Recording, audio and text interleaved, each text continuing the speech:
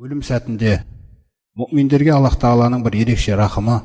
Ибрахим сүресінде айтады: Аузу биллахи минаш шайтанир раджим. Ва юсаббитуллаху аллазина аману бил қаули сабити фил хаяти дуния ва фил ахира. Аллах Тағала иман келтіргендерді бекем сөз деген сөз жаңағы періштелердің, қабірдегі періштелердің қоятын сұрақтарына нақты жауап. Сол нақты жауап берумен бекемдейді дейді. Қараңыздаршы. Фил хаяти дуния ва фил ахира. Өмір, тіршілік, дүние тіршілігінде де және ақыретте де. Осы аят түскен кезде пайғамбарымыз саллаллаху алейхи айтқан екен: Назалат фи азабил қабр. Бұл аят қабір азабының бар екендігіне қатысты түскен дейді. Тек мүминге дейді. Фаиза фаюқалу лаху. Мүминге айтылады дейді: Мән роббука? Раббың кім деп. Сол кезде ол жауап береді: Робби Алла. Раббым менің Алла. Ва набию Мухаммад. Пайғамбарым менің Мұхаммед. Сол кезде пайғамбарымыз саллаллаху алейхи айтқан: осы аят осыны айтып тұр дейді. Қараңыздар. Бекемдейді деген мәселені. Көрдіңіз ғой? Осындай әдемі бір сәттер бар. Жаңағы қабірге кіргізілген кезде де жаңағы екі періште келеді да, ол сұрайды. Оған бәрібір мүмин ба, мүмин емес па, ол өзінің сұрағын қояды. Сол кезде Аллах Тағала бекемдейді мүминді. Сөйтіп ол нақты жауап бере алады.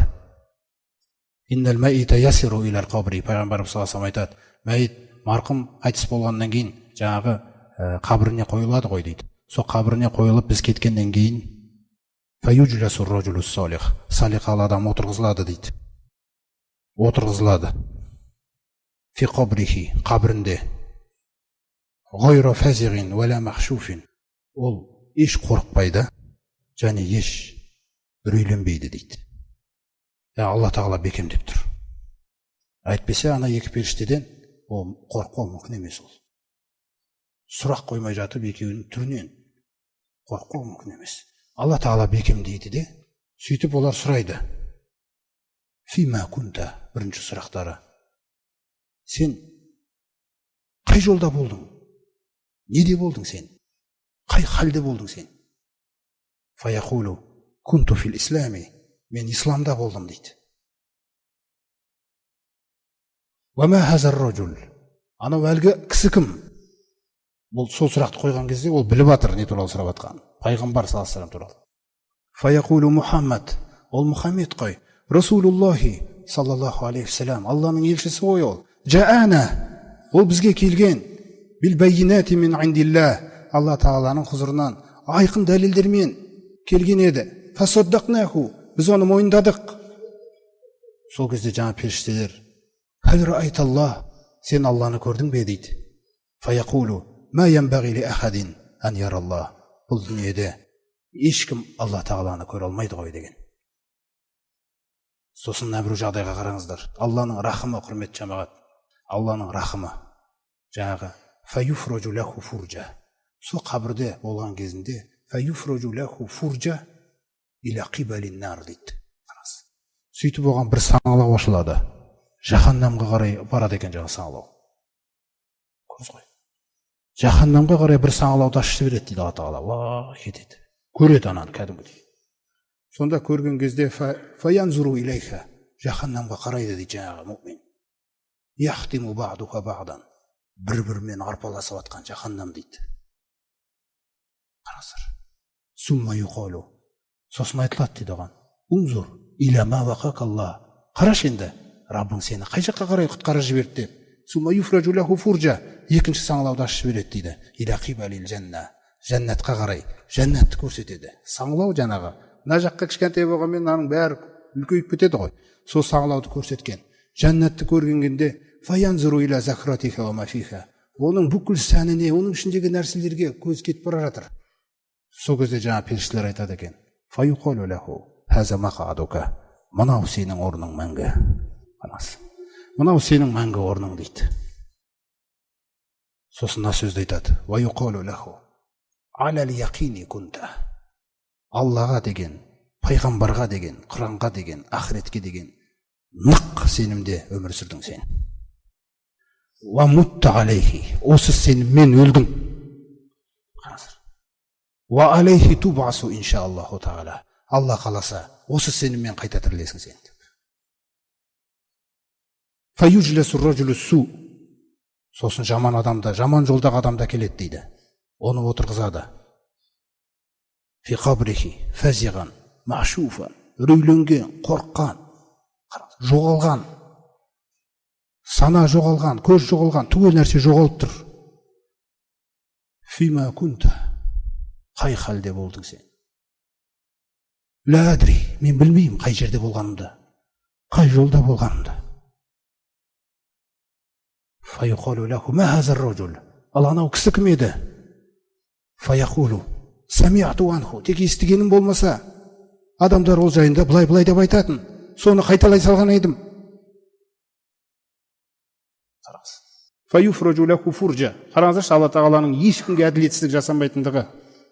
Сөйтіп оған бір саңылау ашылады. Жәннатқа қарай дейді. Соны көрген кезде жәннатты тамашалайды.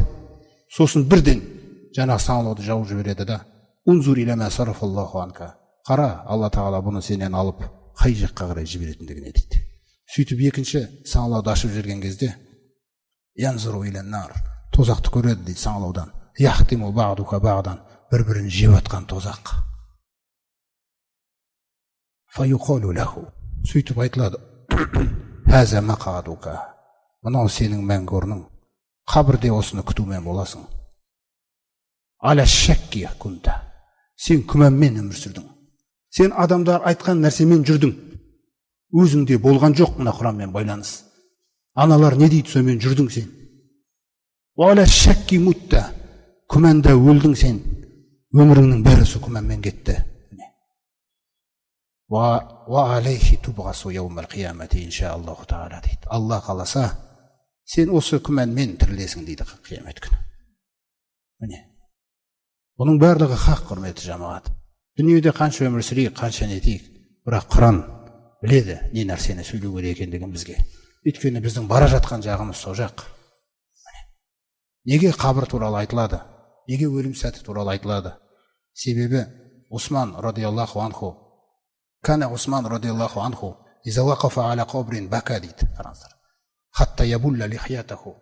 Осман радиаллаху анху бір қабірдің қасында тұрып қалса дейді, жылап жіберетін дейді. Қабірдің қасында тұрып қалса, жылап жіберетін дейді. Сөйтіп, сақалын су қылатын дейді. Фақила лаху. Сонда адамдар тарапынан оған айтылды дейді. Тускарул жанна ван нар, фала табки ва табки мин хаза. Сенің қасында жәннат туралы айтылады, тозақ туралы айтылады. Сіздің жылағаныңызды көрмеппіз дейді. Бірақ қабірдің қасында неге жылайсыз сіз? Ана мәселелер үлкен сияқты ғой бұдан. Фақала, сонда айтты дейді Осман. Инна Расулаллахи саллаллаху алейхи вассалам қала. Расында Аллах тағаланың елшісі бұлай деп айтқан дейді. Иннал қабра, расында қабір, әуәлу мәнзилин мин маназилил ахира. Ақыретке қарай, ақырет баспалдақтарының ең әуелгі баспалдағы дейді бұл. Фа иннажа минху. Кімде-кім бұл баспалдақтан құтылса, қараңыздар. Фама баъдаху айсару минху. Одан кейінгі баспалдақтар бұдан жеңіл болады дейді. Осы жерде шешіледі екен ғой үкім, қабірде шешіледі екен ғой. Ақыретті күтіп жүргеу деген нәрседе емес. Қабір ақырет екен ғой, бітті ғой адамға. Үкім шешіледі екен ғой. Ва ин лам янжу. Егерде қабір әуелгі баспалдақтан құтылмаса, фама баъдаху ашадду минху дейді. Одан кейінгі баспалдақтар бұдан да қаттырақ болады дейді. Пайғамбарымыз саллаллаху алейхи вассаламға жәннат көрсетілген, тозақ көрсетілген, қабірдің жағдайлары көрсетілген. Сонда пайғамбарымыз саллаллаху алейхи вассалам айтады: "Ма раайту манзаран қат вал қабру афзағу минху." Мен қаншалаған үрейлі көріністерді көрдім дейді. Қаншалаған үрейлі көріністер көрсетілді маған дейді Раббым тарапынан.